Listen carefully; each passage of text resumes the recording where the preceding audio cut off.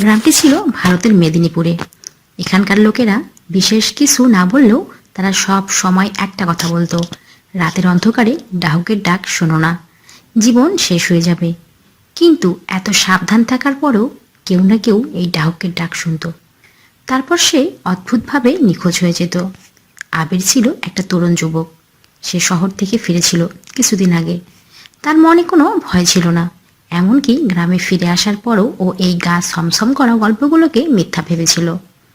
কিন্তু এক রাতে যখন চাঁদ ছিল পূর্ণ এবং বাতাস ছিল থমথমে, তখন আবির এক অদ্ভুত কিছুর সম্মুখীন হলো, যা তার জীবনের সব ধারণাকে পাল্টে দিয়েছিল। রাতের গভীরতা আর নিস্তব্ধতা যেন আকাশের গাঢ় অন্ধকারের সাথে মিলে মিশে এক হয়ে গিয়েছিল। তার ছোট্ট ঘরটিতে আবির একা শুয়েছিল।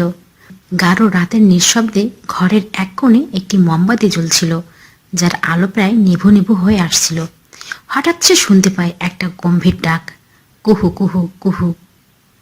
মুহূর্তেই আবিরের আত্মা কেঁপে ওঠে।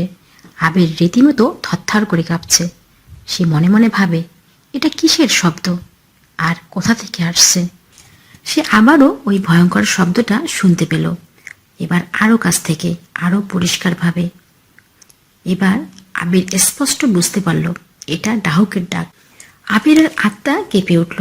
এটা ছিল সেই ডাহুকের ডাক, যা গ্রামে এক ভয়াবহ আতঙ্ক হয়ে উঠেছিল। আবির জানতো এই ডাক মানে কি।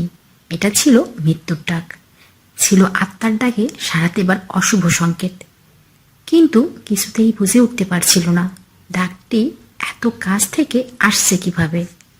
তার শরীর ঠান্ডা হয়ে গিয়েছিল। মনে হচ্ছিল তার শিরায় শিরায় এক অদৃশ্য শীতল স্রোত বয়ে যাচ্ছে।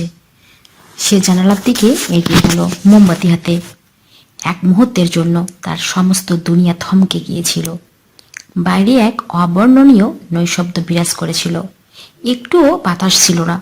হঠাৎ তার চোখে পড়ল একটি কালো পাখি। পাখিটি ডানা ঝাপটাচ্ছিল, যেন ঘরের মধ্যে কোনো আত্মা প্রবেশ করতে চাইছে। তার চোখের পলকে ডাহুকটি ঘরের সীমানা অতিক্রম করল। পাখিটি অন্ধকারে হারিয়ে গেল। কি একটা অদ্ভুত অনুভূতি তাকে গ্রাস করে ধরল। পাখিটির চোখে কিছু একটা ছিল। এটা ছিল মৃত্যু, আতঙ্ক আর অপার্থিব কিছুর চিহ্ন। সে ঠিক বুঝে উঠতে পারছিল না, কিন্তু পাখিটির চোখ যেন তাকে ঠেলে অন্য এক পৃথিবীতে নিয়ে যেতে চাইছে। আবির মূর্তির মতো দাঁড়িয়ে রইল। ঠিক তখনই আবার সে শুনতে পেল সেই ভয়ঙ্কর ডাক।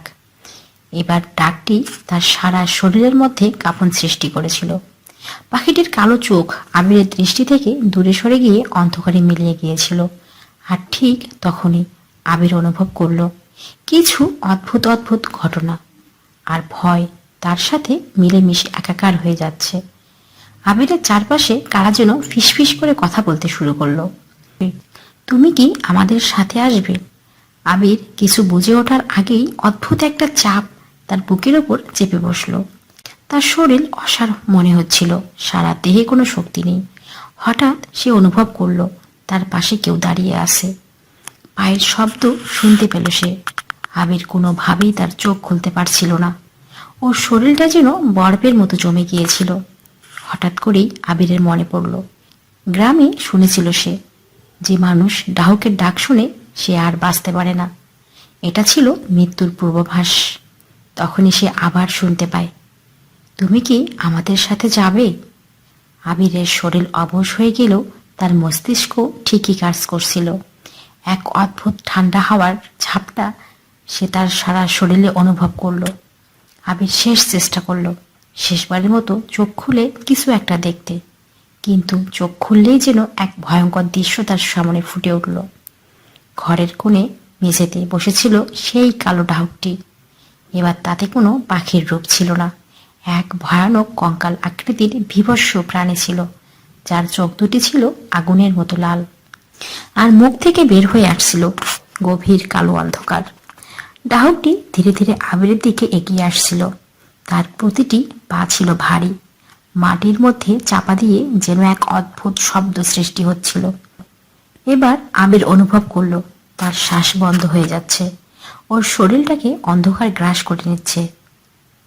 আবির বিড়বিড় করে বলল, কে তুমি? আবির মন্ত্রমুগ্ধের মতো কেবল এই শব্দটি উচ্চারণ করছিল বারবার। ডাহুকটি এবার আবিরের একদম মুখের কাছে চলে এসেছে এবং তারপর যেন খুব নিঃশব্দে আবিরের কানের কাছে এসে ফিসফিস করে বলল, তুমি কি আমাদের সাথে যাবে? তোমার সময় শেষ। আবিরের মস্তিষ্ক তখনও কাজ করছিল। আবির বিড়বিড় করে বলল, গ্রামের আর কত মানুষকে নিয়ে যাবি তুই? এবার এই মরণ খেলা বন্ধ কর। আবির বইতে পড়েছিল প্রেতাত্মারা ডাহুকের রূপ ধরে মানুষদের নিয়ে যায় আর তাদের দল ভারী করে। আবির আরও পড়েছিল এই প্রেতাত্মারা আগুনকে ভীষণ ভয় পায়। ঘরের ভিতরে জ্বলতে থাকা নেভু নেভু প্রায় মোমবাতিটার কথা আবিরের খেয়াল হলো, আর তখনই শরীরের সমস্ত শক্তি ব্যয় করে এক ছটকায় মোমবাতিটা হাতে নিয়ে ডাহুকের মুখের কাছে ধরে, আর তখনই সেই প্রেতাত্মারা পালিয়ে যায়।